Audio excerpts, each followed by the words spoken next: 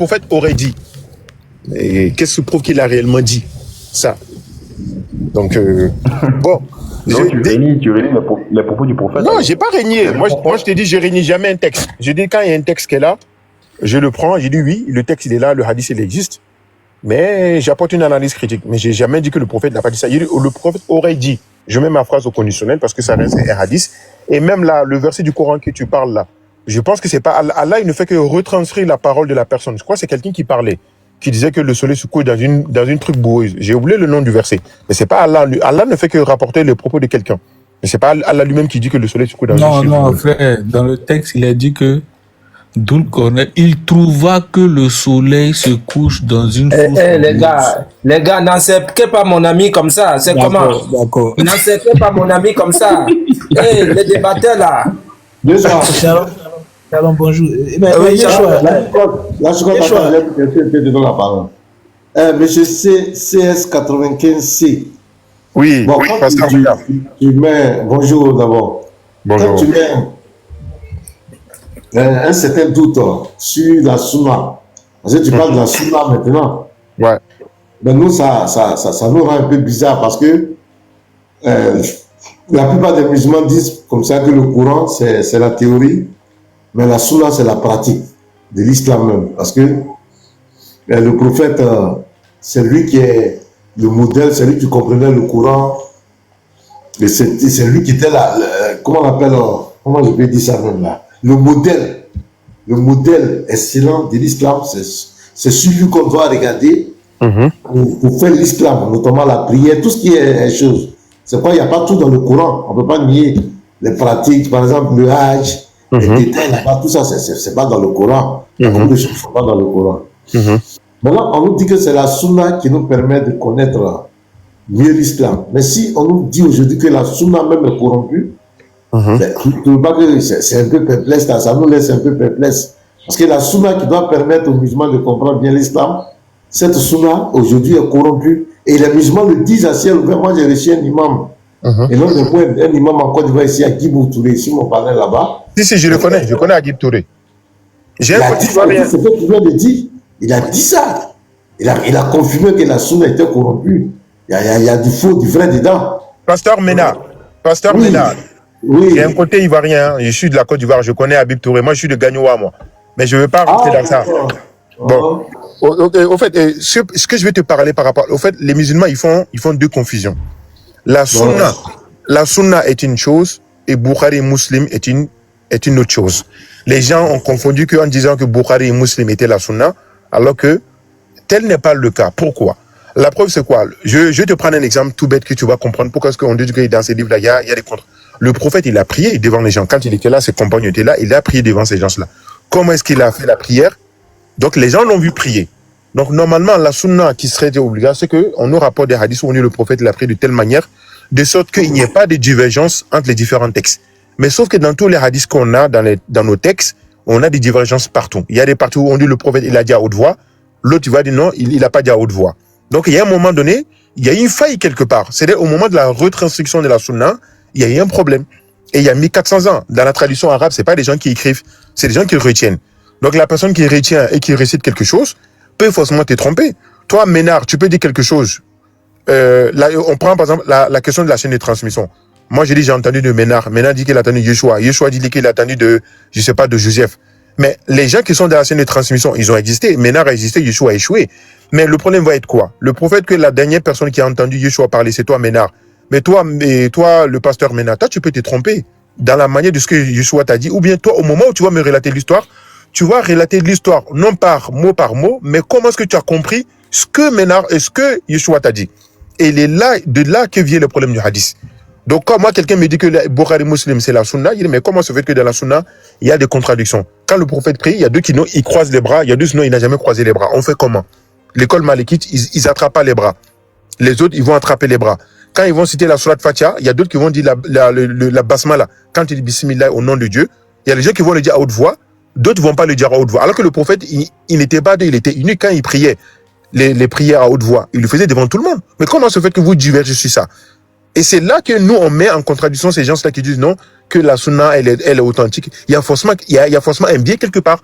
Entre les deux personnes, il y a quelqu'un qui va mentir.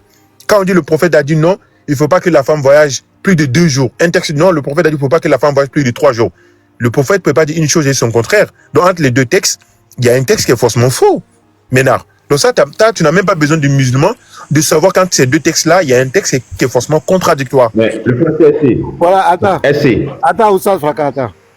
Donc, moi, je vais te dire honnêtement, ce que tu dis, je comprends, hein, mais je vais te dire honnêtement, moi, je te dis ma pensée. Pour moi, avant, les chrétiens, par exemple, n'avaient pas accès à ce test-là. C'est pratiquement tout était en arabe, on n'avait pas accès. Il n'y avait pas cette polémique-là. Mais lorsque les chrétiens ont commencé à avoir accès, ils ont commencé à envoyer les hadiths dans les débats interreligieux. Il faut dire qu'il y a des choses quand même qui font vraiment marrer dans vos tests. Hein. Oui, mais je le sais. Donc, c'est à partir de là qu'on a constaté ce discours-là. C'est là maintenant qu'on a commencé maintenant à mettre en cause la fiabilité de ces tests-là, de Bouhari, parce que ça, c'est des choses qu'on entendait. Après le Coran, c'est le livre le plus authentique. Le plus authentique, c'est ce qu'on entendait toujours. Oui, exactement. Mais lorsqu'on est rentré dedans, on a fait sortir des hadiths où on dit par exemple, Satan pète, il pète quand on fait la lasagne, il pète en fuyant, il pisse dans l'oreille des gens, il dort dans les narines. Il faut, quand tu bailles, mettre ta bouche, Satan va rentrer. Il y avait des hadiths qui ont, par exemple, quand Moïse a boxé l'esprit de mort, il vient le chercher. L'ange de la mort. Il a tapé son œil. Il a tapé son œil. On ne savait pas que Moïse était un boxeur. Un karatéka même, à la limite, on ne savait pas. C'est tout ça, on l'a su. Donc, quand ça sort, souvent c'est un peu ridicule. Donc, le musulman, naturellement, il va commencer à rejeter ça. Ouais, et aujourd'hui, c'est devenu un problème. Mais Pasteur Ménard, entre les musulmans. Pasteur Ménard, tu sais, moi je vais te dire une chose. Qu'est-ce qui a créé le coranisme? Le coranisme, qu'est-ce qu'il a créé? C'est les musulmans comme moi qui ont commencé à critiquer les textes.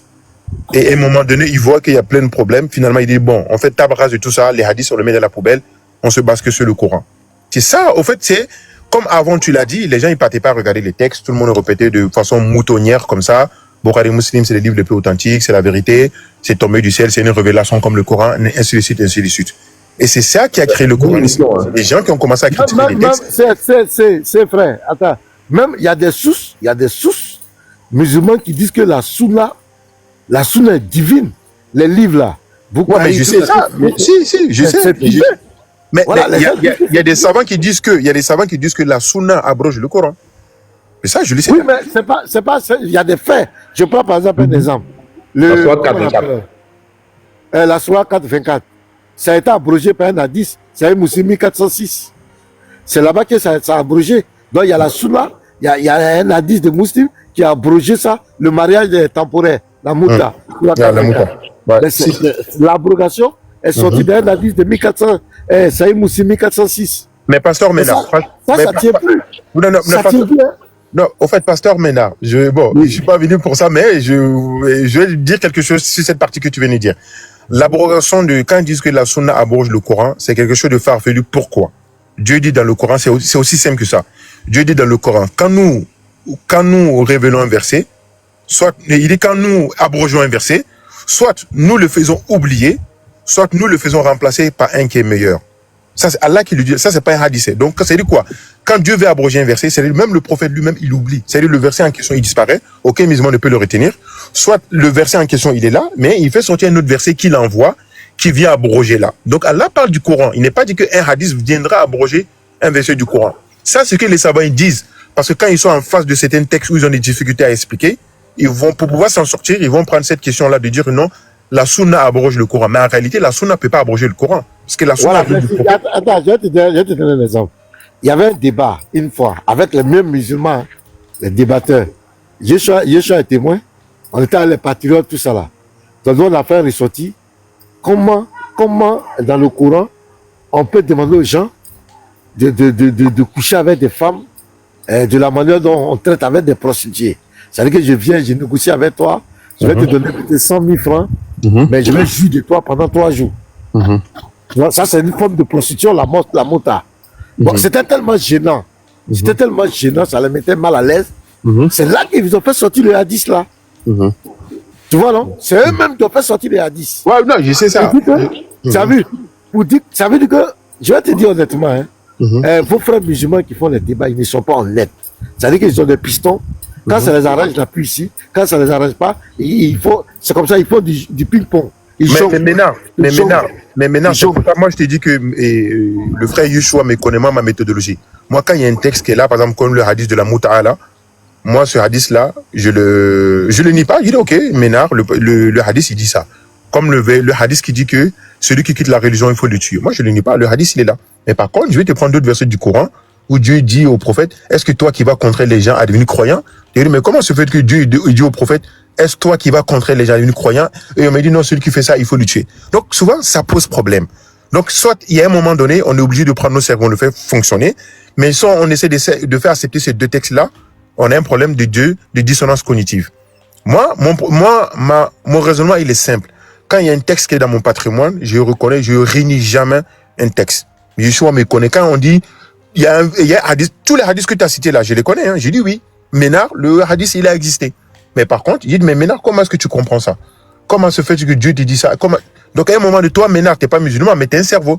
Tu vas dire, ah, mais là, il y a quand même une contradiction. Le prophète dit non, la femme ne doit pas voyager plus de 2 jours. Un autre texte, il dit non, plus de 3 jours. Mais tu dis à un moment donné, il a dit quoi, au fait? 2 ou 3 jours.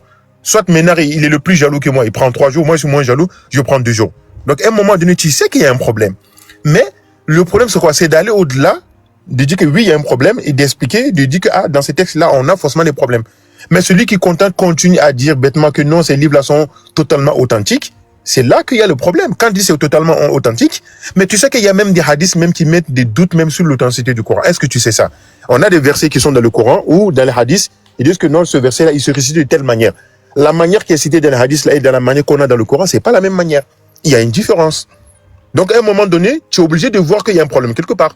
Soit tu acceptes que le verset est correct tel qu'il est, et dans ce cas, le hadith, il est faux. Mais soit tu dis que le hadith, il est vrai, donc ça veut dire que le verset que tu as, il y a un problème quelque part. Mais, excuse-moi, pasteur, excuse-moi. CSC, j'ai une motion. Tout à l'heure, tu dis que le prophète, il avait une seule manière. Donc, le prophète, bon, au niveau de la prière, il y a les malékites qui disent qu'il n'attend pas les bras. Bon, il y a certains qui attrapent, certains qui n'attendent pas. Au niveau de la prière, même de la récitation même des versets coraniques. Mais frère, il y a dit qu'il y a un hadith qui dit que il y a un compagnon du prophète qui récitait les versets du Coran d'une manière. Il y a un autre qui récitait aussi d'une autre manière. C'est un hadith qui le dit. Hein. Et ils ont comme ça se bagarré.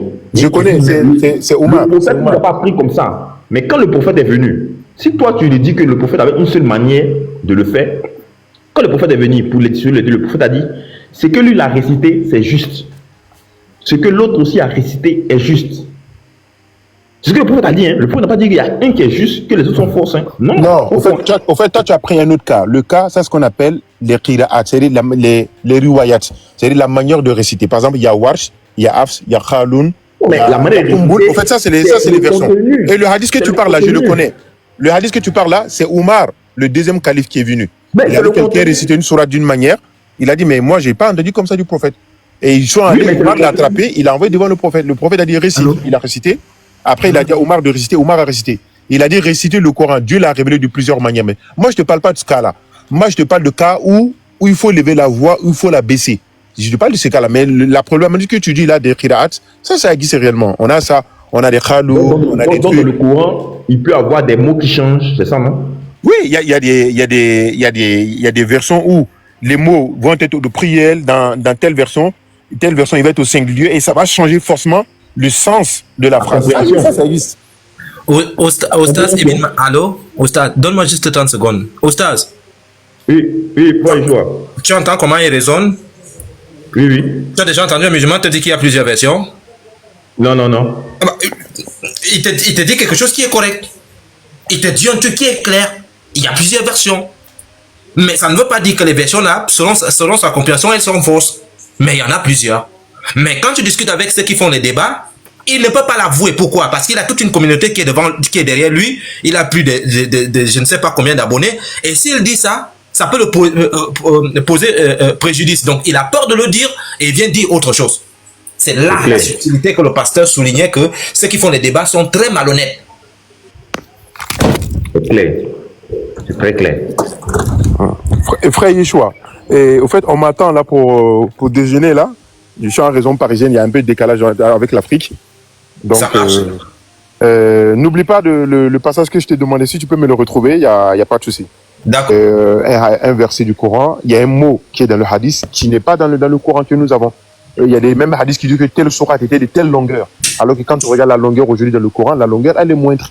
Mais Donc, c'est le matique là. Il y a par exemple, il y a la question du verset de la lapidation où Oumar dit que le verset a été révélé. Nous avons manger pain chèvre, là.